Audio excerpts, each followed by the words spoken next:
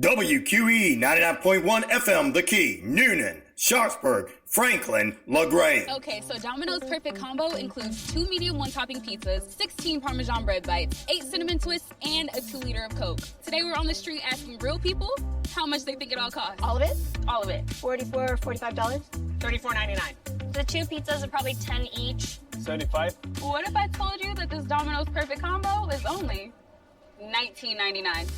Shut the front door. $19.99? No. This will feed a family. It's Domino's Perfect Combo, and it's all just $19.99. Hank Arnold here from Coweta Force. Coweta Force is Noonan's own addiction recovery support center. We exist to provide recovery support services for individuals and family members who have been impacted by addiction. Our services are no cost, and all of our information is available on our website at www.cowetaforce.org or follow us on Facebook. This is Margie from Connecting Hearts Network. I'd like you to take just a moment and listen to Linda Kirkpatrick explain to you what Family Patterns Matters is all about. Family Patterns Matter works with youth and their families to help overcome barriers that prevent their success. We meet twice a month with mentoring, tutoring, teaching life skills, resilience, gratitude, and kindness. We also bring music and art therapy. Please visit our website at www.familypatternsmatter.org. Hey, hon, what you doing with your phone? Taking pictures? No, I'm asking it questions. Like what? Hey, Bobo, do flowers have best friends? I'm sorry. I'm afraid I don't know that. Hey, follow me. I want to show you something. Look, flowers do have best friends. Whoa. Some answers can only be found in nature. Discover the unsearchable. Visit discovertheforest.org to find a trail near you. Brought to you by the United States Forest Service and the Ad Council. The views and opinions of this show and program are not the views and opinions of this station, its management, or its clientele. Welcome into Health, Happiness, and Harmony Hour with Dr. Lewis Boynton. Your session has been booked. It's now time for you to tune in here and get positive vibes, great information, and much more. Here is your host, Dr. Lewis Boynton.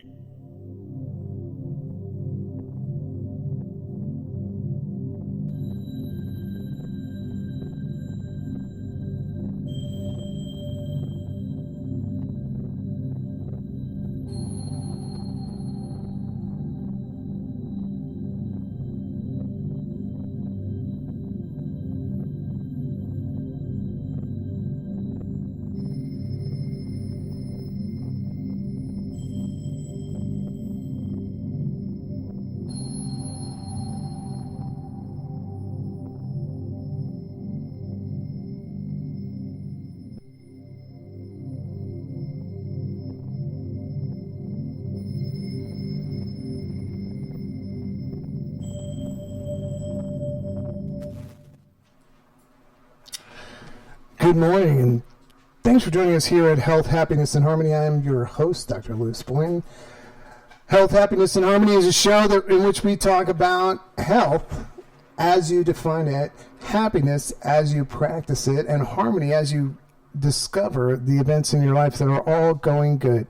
Human beings have a tendency to look at the negative, and more nowadays with so much negative influence, we have to remember sometimes we need to look at the positive things in our life. It's not being spoiled or bratty, but it's being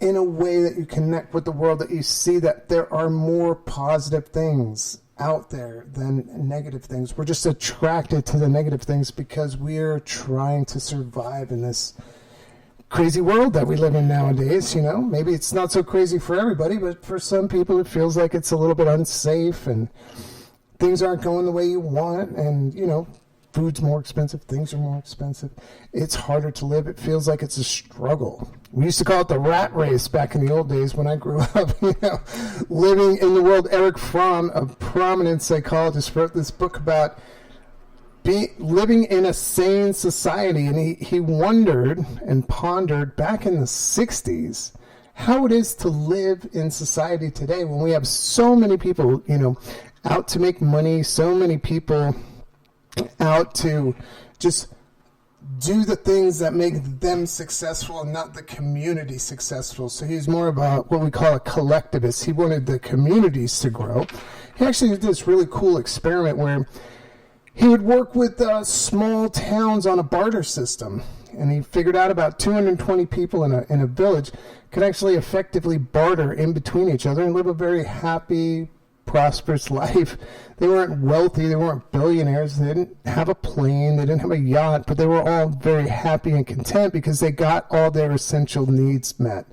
And following that, Abraham Maslow said, we have these basic needs that we have to get met, before we can go on to the next level of human existence. And for many people nowadays, it's the basic needs that are not being met. The simple needs of being safe and feeling like you belong somewhere. It's the idea that, hey, I am here, I matter. I matter to at least the people in my family. I have a set of friends that I talk to. I have people that I go to that help me out, that support me. These are all things that are very important in human life. It makes us feel as though we matter, not matter like in mass, but matter to the world. We have a place in the world. We have a thing that we can do. We have a purpose and a meaning. And more, I'm running across people who are searching for that meaning. And I always point them to something that happened in the 60s, which is this huge movement called existentialism. And I mean, it literally started in the 20s, but right after World War I, people started contemplating, what does it mean to be a good human? What does it mean to exist in a world where you can try and seek out your actual potential, the thing that makes you the best that you could possibly be, the thing that brings you into this world and tells you, hey, I have something to do here. I have a calling. We used to use that word way more, a calling. They use that a lot in like ministry work and spiritual work. They say, you have a calling towards the spiritual kind of things in life. But lately, it's more like you have a profession, you have a brand that you market, you have a YouTube site that you plug, you have a thing that you do, a thing that you find and seek that's your identity, but not really who you are. And I think more and more we need to find these authentic ways of being. I wonder, because I'm not really big on YouTube and not really big on social media, but I wonder if there are people out there who present their authentic selves and do very well in the world because people recognize and identify with parts of their own humanity. And I think that's what we need to focus on more, is that we're all humans in this world. We're trying to get along and survive. Why not do it in a more peaceful, compassionate way? I know more and more of the younger people in the world are looking for ways to connect with others. They're seeking out and trying to find compassion. I was very, very, very, very, very happy about a study that came out that said the global search for compassion in the world and the global search for practices that are compassionate is increasing. This is a study that was done with thousands of people, and they said, more and more people who are younger are seeking out ways of being more compassionate. And remember, as Karen Armstrong defines it, compassion is basically the golden rule. Treat people the way you'd like to be treated yourself. And another thing I always add, treat yourself the way you should treat yourself. Don't beat up on yourself. Don't negate yourself. Don't punish yourself just because that's a habit that you've developed over life. Learn how to appreciate the things that you do and the person that you are, because that's part of gaining a life in which you have health, happiness, and harmony. Quite a while ago, I did a presentation. It was last year, actually, coming up on a year. I did it in Finland, and it was called Narratives of Health, Happiness, and Harmony. And one of those, we talked a little bit about how do you find happiness and how do you find joy in your life. And one of the things that I discovered that was really interesting was a neuroscience scientist and some studies that she had performed that talked about emotions. And I've talked about emotions a lot. I like to talk about emotions because that's our first form of thinking. Most people don't realize that they act emotionally first. Most times we act emotionally, then we kind of calm down, we slow our thinking down, we contemplate, maybe make some corrections. Usually this happens in a lot of heated relationships with parents and kids and husbands and wives and friends together. And then we go back and we apologize and say, hey, sorry, got upset. I don't know what was going on with me, but whatever happened, I apologize. So wouldn't it be great if we could learn how to kind of understand where our emotions come from? Understand what they actually are. For a long time in psychology, we had promoted this idea of instinctual emotions. Emotions that are grown as we develop as people. You know, we developed these ones that were called, it was love, it was fear, it was anger, you know, it was hate, I guess, you know. All those things were developed. We had 4 or 5 different primary emotions. This work has been proven and proven over and over through theoretical studies. And we all have to remember, these are theories, right? Theories. You know, we're born with a set of emotions. This is what we have to deal with. The way we do it better is to learn how to control them and moderate our mood and temperament. There's also studies of personality in which we had 5 big personality traits. And those traits dictated our identity and how we became a person, you know. These are all really interesting and fascinating things, and scientists have spent hundreds and thousands of hours on studies. They've studied things and studied things and studied things, and they've come up with these ideas of these are the categories of what a personality is, and this is what a healthy personality is. And we all have to remember these are theories. These are ways of figuring out what it means to be human, what it means to develop a personality that's healthy, or more than not, we studied what it means to develop a personality that is maladaptive or malfunctioning. You know, science always studies these things that are very extreme because it's easy to point out the things that are wrong. It's the very subtleties in emotion that are the things that make life worth living, but also the things that we don't often pay attention to because we group it in a big, big category. The difference between frustration and anger is kind of very far away. The difference between bored and excited, those are pretty far away, you know? Those are different kinds of emotional states and words we use to describe them. And another thing is we feel things sometimes that don't make sense. You know, sometimes we have a combination, a subtle effect, and sometimes our emotions only last 5-10 seconds. Sometimes they last for a long time. Sometimes emotions are repeated over and over and over again based on one event that just gets kind of stuck inside of us, you know. So there's this lady, I've talked about her before on the show. Her name is Elizabeth Fielding Barrett. She's just put out a really great book on this subject. As a matter of fact, it's a book written not for scientists, but for everyday people, just to read. It's a book talking about this idea of emotional granularity. Emotional granularity is a way of looking at emotions as if they're constructed through our experiences in life. This is so different than previous psychological theories. Most psychologists do not like the idea of something constructed through experience. It's hard for you to measure that. You know what I mean? Because that means, in a sense, that each person, each human on the planet, I think we're going to be close to 8 billion plus. Each one of those 8 billion people has a different way in which they see, process, think, perceive, feel the world, like 8 billion different ways. Could you imagine the combinations of emotional things that go on in a single day? That's what always overwhelms me when I think about emotional data.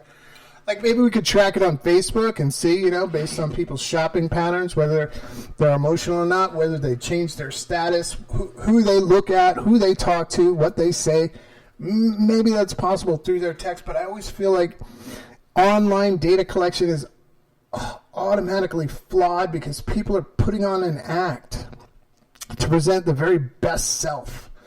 They're not showing their authentic self. Maybe some people are, I'm not sure, but from what I've seen in all the studies based on using digital socialization, we quite often have a way to hide behind the screen. We have a way to change our emotional states because we have time to slow down and process things, And I know a lot of people are saying, well, hey, Dr. Boynton, why do people say so many mean things on the internet there? And, well, it's probably because they feel safe enough to explore that anger. And once again, I said, lots of people react with anger, fear, protective, defensive emotions first. It's only when you come back and realize and think, just like to promote thinking for a while, I think we need to talk more and more about thinking and spending time thinking about things and not just automated acting out on our emotions. This is kind of another promotion for this idea of emotional granularity, because if you take time to assess what's going on inside of you, sometimes you don't have to say regretful things, Sometimes you don't have to say the angry, hateful things that you don't necessarily mean all the time, but you can say the things in a more polite, gentle way. When I grew up, there was a focus on language and using proper language, and there were certain words that weren't used in public. That was back in the days of the dinosaurs when, pterodactyls flew around and we had our Flintstone mobiles out and there was no internet. And 1993.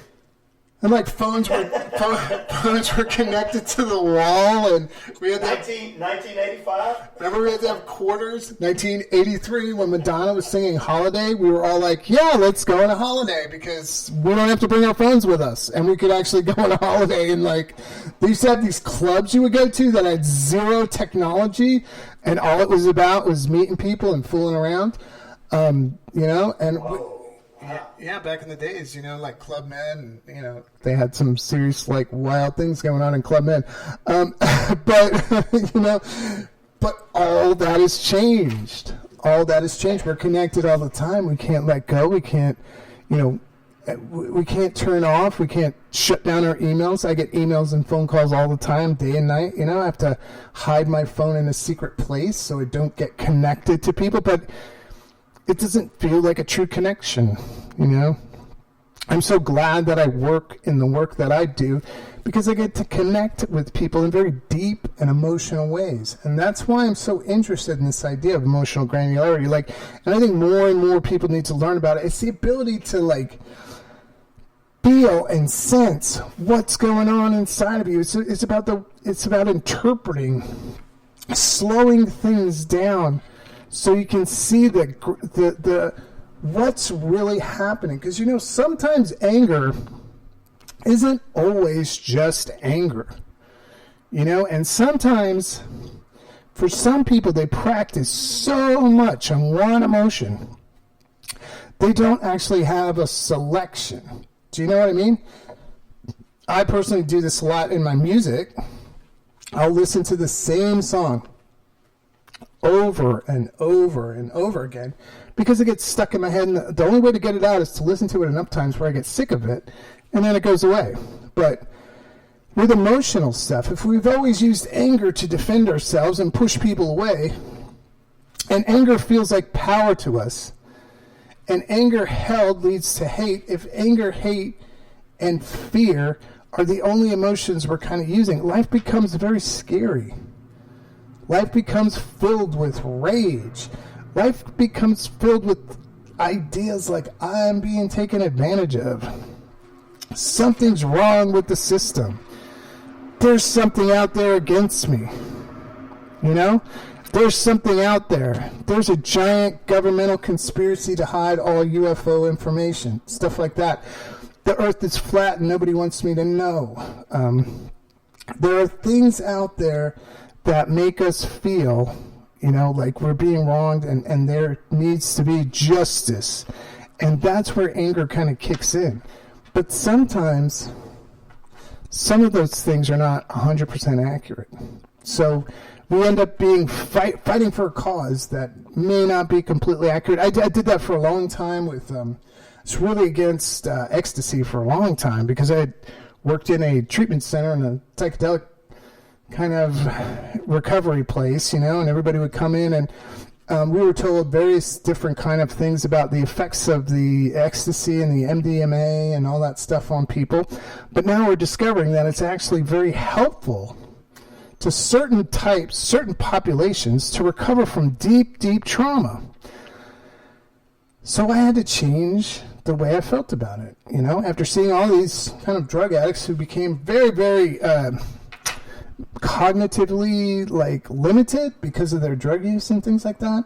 I didn't give them a chance to heal. I didn't give them a chance to go over the long-term effects of recovery because I wouldn't see them that long. So I always saw the worst of what happened to them.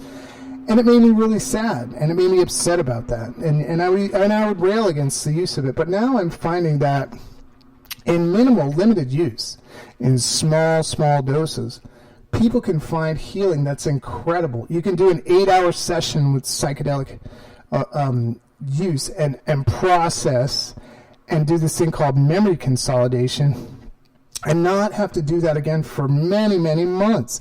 Like it's almost to the point where it's like one therapy session every 6 months, which I think is really cool, but we haven't really been able to discover it because all those are kind of illegal right now in most states. Several states that it is legal and are finding these fantastic results. And the funny thing is here in Georgia at the University of Emory, we have that study going on. And the idea is how do you process emotions related and connected to traumatic events? Because what happens when you have a traumatic event that's stuck, it kind of gets burned into what they call your amygdala, the kind of memory and automated defense system that we all have as humans. These emotions can't get really processed. They just get activated. Very close to the original idea that we have instinctual emotions. The hard part to explain is how does this experience cause this automated process? And that's where this kind of emotional granularity kind of ties in, you know? We may have, as most psychologists say, we may have the capacity to develop certain emotions and emotional things at birth, right? So we all know babies cry when they hear loud noises. We all know babies may even have a fear of heights, you know, that is instinctually in them. But babies don't have language yet. Babies don't have conceptual. Freud described the first 2 years as a state of magic. Everything comes to you. People help you. If you're in a healthy household, you get what you need to survive through just calling out, crying, not even forming language, you know. And as kids form language, they learn things. And then there's a new concept called interactive creation of the mind. It's really interesting. There used to be a theory that the mind is all simulation, or there's another understanding of the mind where it's just theories. We make up things. Like if we're with someone and we enjoy them, we're trying to anticipate what they're going to do. We're trying to feel what they're going to feel. We're trying to be ahead of them one step. Simulation is in our mind. We remember times from the past, like, hey, I was with this person and they were really jerks. They were a jerk, so I'm going to be on the defensive. But this kind of interactive model means we co-create the conversation, the reality, and the emotional environment that we exist in. This has great implications for therapy. It has great implications and possibilities for people to become better therapists if they understand how that kind of works, you know? How do emotions come about? How do we even feel? I was doing some research on this and I found out, you know, the word emotion has only been around since 1752. You know, just before the kind of Revolutionary War. It came about because a scientist just decided to start using it instead of the word passions. You know? Instead of the word passions. And before that, it was passions and desires to explain what emotions are. And then we had different types of passions also. It was like we had these controlled passions, we had these unleashed passions, and then we had these other things that were kind of impulsive and damaging that were restricted. We called them vices, but they were really passions for certain things that were more destructive to us. And so around 1752, a scientist, a philosopher, just decided to say, okay, let's just call these things emotions. Let's just put them all together. Let's put passions, desires, all these things, let's just group them into one category and create a category. You know, since then, we have so many studies and theories about emotion. We even have emotion-focused therapy. We have emotive therapies, which means, you know, we're working through emotions and behaviors. We're trying to figure out why people feel the way they feel based on what's going on in their life and what their history is, you know? So emotions are a great big part of our life. Even when you go to therapy, you're going to feel, I hope you're going to feel. And if you don't feel, that's kind of an indicator that you're not really adapting to the world around you. You know? So this idea of emotional granularity has come about in the last, I'm saying, 10 or 15 years. This woman, Elizabeth Fielding Barrett, has done intense work. And she says it's the ability to not necessarily have emotional intelligence, but it's kind of part of emotional intelligence. It's the ability to identify specific and more lower frequency emotions.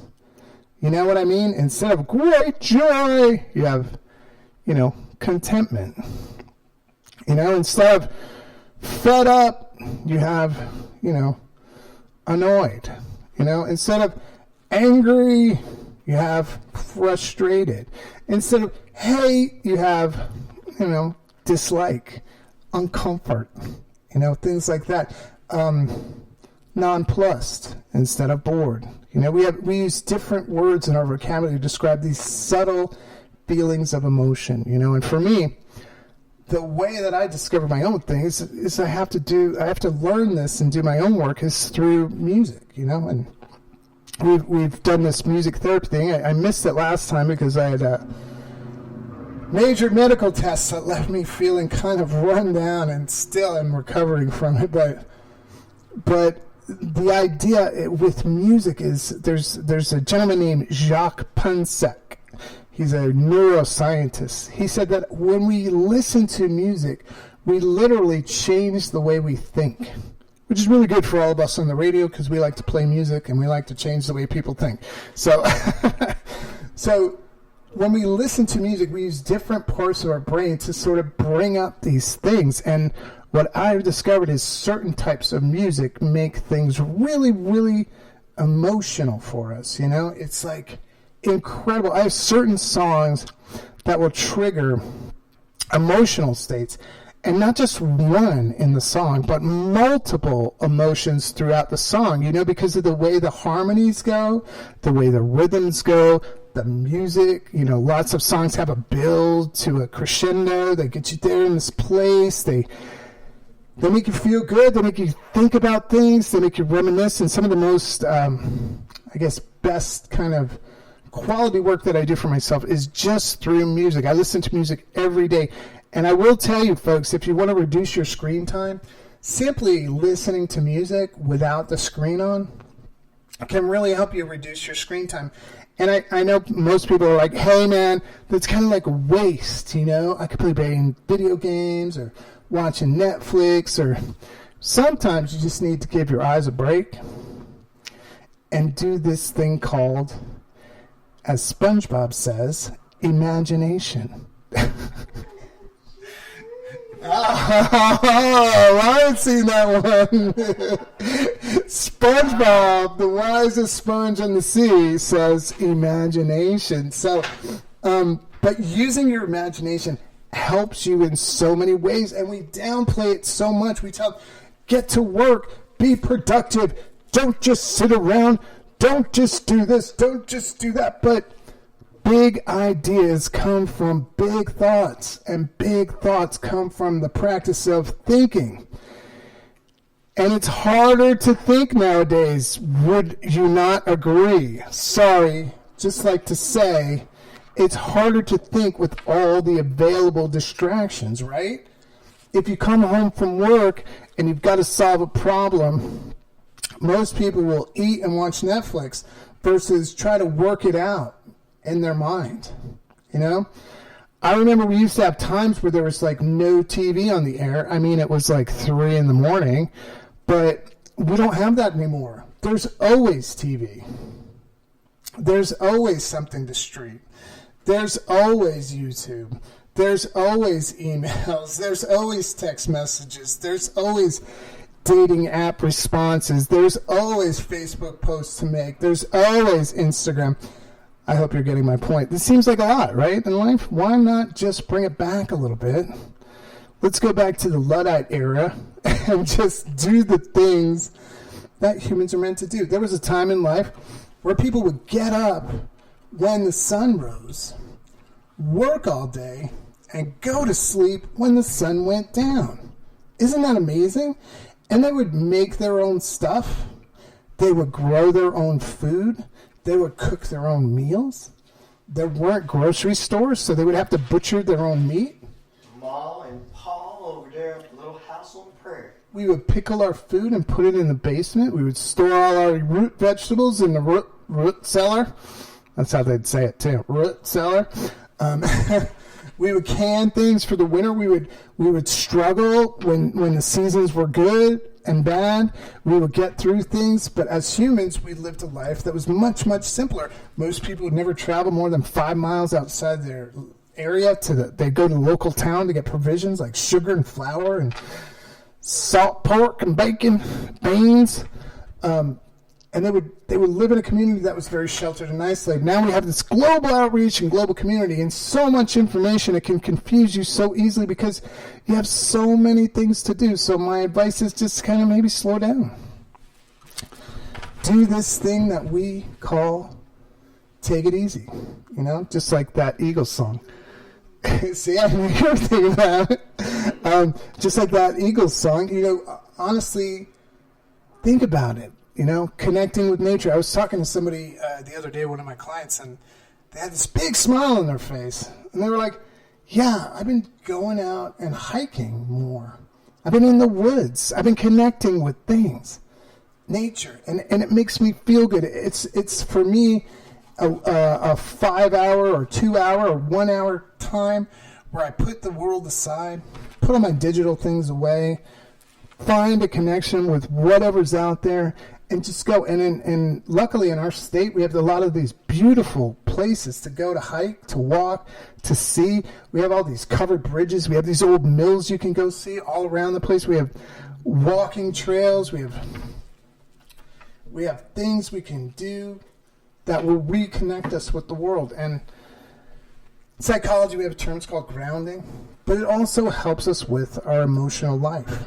You know, the reason why I brought up emotional granularity, I'm doing a presentation. I've been working on it for quite a while. That was part of my developing this music therapy ideas. You know, why not work towards figuring out a list of music that evokes certain emotions, you know?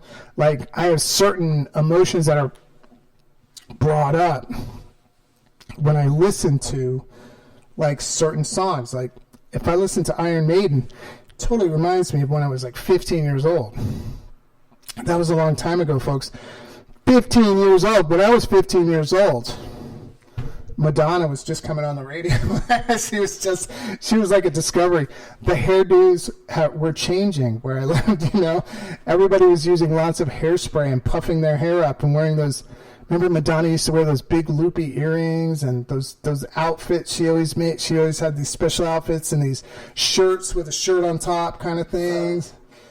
It was pre-Vogue. It was like Holiday and Shining Material Girl. Before Material Girl even, because she came. Her first song was Holiday in 1983. Wow. That was her big hit, and that was all about taking a break. And then all these different songs. She did Borderline, Shining Star. Then she did this movie called Seeking Susan, Secretly Seeking Susan. Then she became a big hit. But when it first came out, you know, that was also the time when heavy metal was just starting out too. So there was always a fight between disco and rock. I don't know if you remember that, Ryan, but there was a disco and rock thing. It's like rock rules, disco drools. You know, all this kind of competition between music. Then rap came out, bands like Run DMC, Beastie Boys, things like that. So when I listened to that, Grandmaster Flash, yeah. What was that? The Message, right? The Message? Yes. He was the first one. Don't take me because I'm close to the edge. Isn't that the song? I don't know. I can't remember. Yeah, that's it. Yeah. So old school rap. and it was called house music because people would just re-rig record players. And they would bring them out, and they have boxes, like milk crates full of albums. They'd put up a table, someone would throw down cardboard, and they'd all have tracksuits on, and they'd just start, like, scratching records. And, by the way, Herbie Hancock. Breaking dancing. Yeah, breakdance. And then they'd break dance in front of it, and they have competitions, and there would be, like, I don't know if anybody ever seen these movies, like Electric Boogaloo and Breaking whatever. They would have dance battles. You know, like they do a mock of it in Guardians of the Galaxy, where he says, "Let's have a universal dance-off." But it was like that, and if you lost, you would be served. So you've been served, man. Yeah, your grandparents were crazy. So when I listen to the music, it actually brings back this great content of nostalgia, these great feelings of times, memories of old friends in the past. When I listen to certain songs like Frank Zappa or Grateful Dead, it reminds me of concerts I went to and people I saw who are no longer alive. Like I saw Jerry Garcia right at the end in Madison Square Garden in 85, which was like classic Grateful Dead. I got to see him play great songs. Like every time I hear the song Bertha, it was in Madison Square Garden. I was there with a friend. It was the first time he had played Bertha in a set in a long time, and it was like a really huge deal for everybody who is a Grateful Dead fan. So it was really kind of cool. Songs like done by Ozzy Osbourne, like Diary of a Madman. I know it's kind of inappropriate for psychologists to like that song, but you know, the idea is that it was just a song that reminds me of my youth. It brings back this emotional data. And what I've discovered in therapy is like we need to process, and sometimes we need to relive this emotional data. But sometimes it's overwhelming, you know. Sometimes it's so much, especially if it's a traumatic event. Like I was sitting with a friend. He's a good friend of mine now. As a matter of fact, we see each other very few because his life has gotten so much better. But a veteran of the Vietnam War, and there are certain songs. Like we played this song called "The End." It's by The Doors. I don't know if anybody's ever heard it. Yeah, it's a song that Francis Ford Coppola actually used in Apocalypse Now, right? The very opening of it. And the song is about being drafted, getting on a blue bus, going to the war, having an experience. But when we play it, this was the most incredible session I'd ever had with this guy. He told me the whole story of all his friends. He told me about all these things we had never spoken of. It had sort of unlocked an emotional door. It had brought back this nostalgic feeling, but also it triggered these memories that were connected with this emotional state with the song, because the song's very, like, kind of slow, ominous. It's really long, too. Isn't it like 20 minutes or something like that? It's one of the longest songs.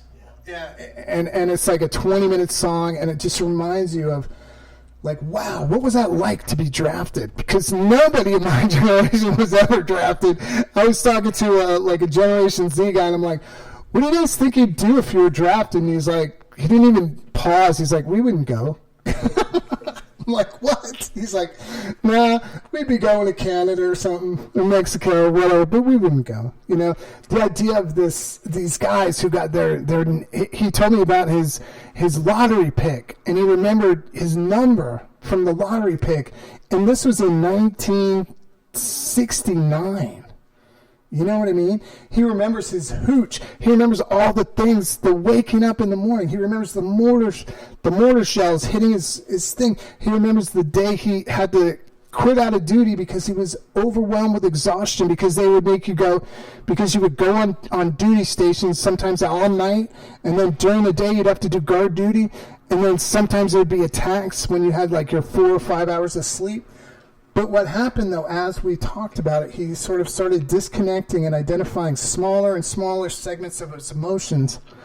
And it was an amazing evidence that there really is this idea of what we call a constructed emotion. Like, we feel things and hold things based on our experiences in life. And most humans would agree with that. They would say, yeah, Dr. Boynton, that sounds kind of cool. And it actually sounds kind of right. Because, I have times where I get into an argument with my friend and I can't forgive them because I hold on to that feeling that they hurt me, they embarrassed me, they shamed me, they made me feel guilty. With our parents, I'm the worst with my parents. My parents have installed certain buttons they can push, like the guilt button and the shame button, and maybe sometimes the joy button, and sometimes the I feel like I'm accomplished button. But most of the times they have these other buttons that they push that make me feel things. And when I'm feeling and immersed in this feeling, I'm like not necessarily myself. I'm engaged in this emotional state, and it brings me to places in my mind. The more we notice that, though, I've discovered, the more I have the ability to control it. The more I have the ability to not over feel, not over energize my brain, not over hate, not over angry, not over whatever.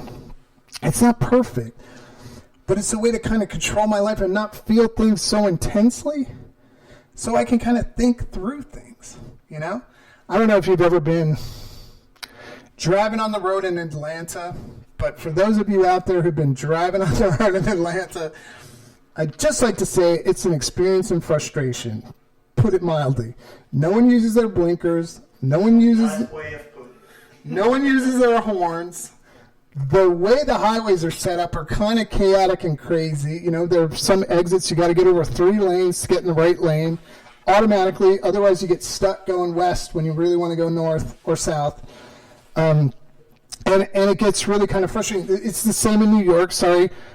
New York, Robert Moses, who designed most of the crossways, went insane after trying to build all the roadways in New York. So it's very much the same. So that's the way I grew up driving. But when you're calm, when you're relaxed, when you're just paying attention, when you're in your mind, when you understand, hey, why am I so mad? It's because that person didn't use a blinker. Or, hey, why can't I just assume that person is not paying attention? Maybe they're talking on their phone. It makes the experience different. I'm not saying it makes it enjoyable, but it doesn't make it rage-filled, It doesn't make you want to pull out your handgun and point it at someone, which does happen. Sorry, it does. It does. It's so loud. Sorry. I think we used to have the most handguns out of any state in the Union. And the most weapons out of any state in the Union. But I'm not sure nowadays, because there are other states that are kind of catching up. But I'm just saying, why spend the energy on so much negative things? Why spend the energy not necessarily on feeling, because feeling's good, but on feeling bad all the time? Why not figure out why you're feeling so bad? Part of being happy is understanding that there are good things in life. There are things that will bring you joy. There are things that will help you to be better, find better things to go for. Help you to find, we call it now, your meaning in life, or a passion to go for things. And I think the word passion and emotion are connected so closely, because actually it came from the word passion, you know what I mean? It's like, we're like, hey, let's call those passions. And, like a year later, we're like, well, those are emotions, and we're psychologists, and we study emotions, and emotions and feelings are different. Emotions are automatic. Now we have this thing that's saying, well, hey, maybe emotions are constructed. Maybe we have some basic sort of structural stuff.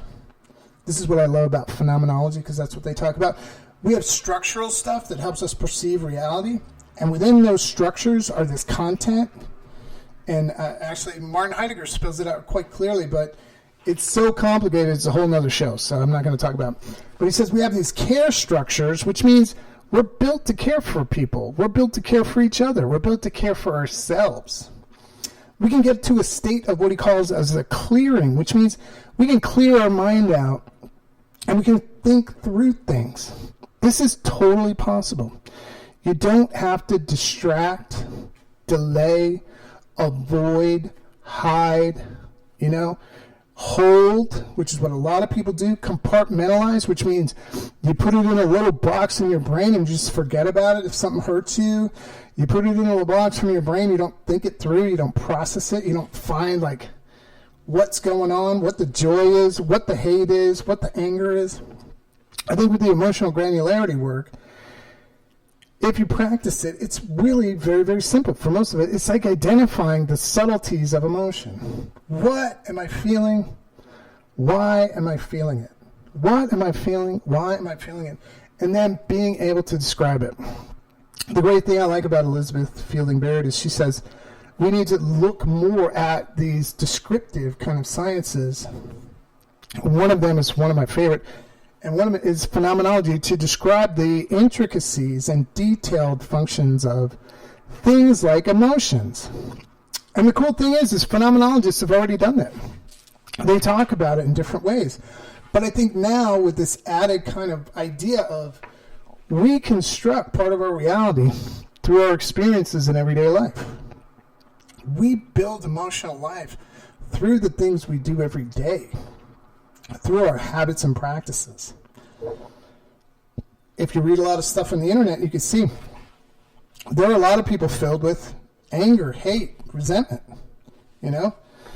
If we go on the internet, we can also see there are a lot of people who are just trying to make money. So they'll say anything to make money, which means they're not feeling either or. They're not having any kind of difficulty with saying outlandish things because it's really kind of to help them out, to make them clicks, friends, to get them more viewers and visitors, to be more able to fund their next project, whatever it is, So the thing that we need to remember is that we can control these things. We can change these things. We can create what's called emotional health. We can find happiness. And usually, if you're in control of some of your emotions, I'm not saying like Spock, but I'm saying if you understand why you feel and what you feel, it doesn't mean you have to be flat and unfeeling. It means that you can actually process the emotions. And I've said this before, Deepak Chopra actually gave us a way in which we're supposed to kind of use our emotions. We feel them. Talk about them, talk about them, talk about them. Talk about them, talk about them, talk about them. Process them, let them go. Forgive myself for feeling something if it's negative. Or forgive the person for causing me some harm or negativity. Otherwise, we hold it. We create this thing called a resentment. And resentment is the key to a lot of fear and a lot of hate and a lot of anger. It's like held emotional, negative emotional stuff. So it makes us not available to others. We become scared of people. We don't trust people. We don't accept people because we feel like, oh, I'm going to be ripped off, taken advantage of. And there are a lot of people who prey on that sort of thing. But does it mean humanity's got to give up on loving and compassion and trust? How do you live in a complete world where you don't trust anything around you? How do you live in a world you don't feel safe at all? Well, kind of scared, kind of angry, kind of defensive, kind of resistant to any kind of change, kind of resistant to making friends. And if you take a look around, There are places on the planet where this is the case. Fewer people making friends, especially among kids 25 and under, you know? Fewer people making contact that's not digital, you know? Fewer people talking face to face. Fewer people seeking out and finding like their meaning in life, their passion in life. And fewer people using their imagination to solve problems. And then definitely fewer people asking to help or to get help or to be part of, you know? It's hard to be part of something when you're already scared of everything, you know? It's hard to feel compassion for another person when you feel they're going to attack you, hurt you, disarm you, make you feel less than and not equal to, make you feel apart from, and put you in what we call the out group. You're one of them because you believe this. Or you're not one of us because you haven't done this. You know? Or even worse, come and be one of us. Because join us because we want to make you part of our group. And by the way, give us all your money. You know? Back in the day, we used to have more, less complicated groups that would do that, but now they're called high control groups. Basically, what they are is groups that try to convince you and manipulate you to do things for only the purposes of the head of the group. You know what I mean? So it makes it feel like the world's unsafe. We hear about all these problems, global warming, political strife, the end of democracy, all these kind of crazy things out there, you know, or we feel, you know, we hear these other things like the world's going to end because all these non-spiritual, non-religious people are going to take it over and they're going to just make it into a den of iniquity, you know, just like Sodom and Gomorrah. Well, you already did that. That's already been done? It's already been done. It's already been done, so whatever. So we're going to be looking for 10 honest men, and there's going to be some kind of angel walking around soon, but then everybody's going to turn to salt, right? Wasn't it salt? Yeah, salt. Pillar of salt. Pillars of salt, yeah. And but the truth is, we can live in a safe world. We can be spiritual people. We can represent the love that is in our spiritual life to others. We can be part of the community. We can develop things that help others. If we can learn how to control these emotional states, if we can learn how to process them and regulate them, and then we can learn how to do this thing called memory reconsolidation, where we detach emotions from our bad memories and live a regular life again and become healed. Amen? No. And I think I'm going to end it right there. Sorry, you just got up to apologize. I'm going to end it right there. Thanks so much for joining us here on 99.1 WQEE. And I hope you remember that your emotional life is a big part of your life, and your brain actually uses about 23% of all your calories that you intake. So about a quarter of all your energy goes to your head and your thinking. The more you think, the more you burn. So if you could think less, create states in your life where you enjoy more, life becomes more pleasant, more filled with health, happiness, and harmony. And I'm Dr. Lewis Boynton. Thanks so much for joining us here at 99.1 WQEE, the place where happiness lives.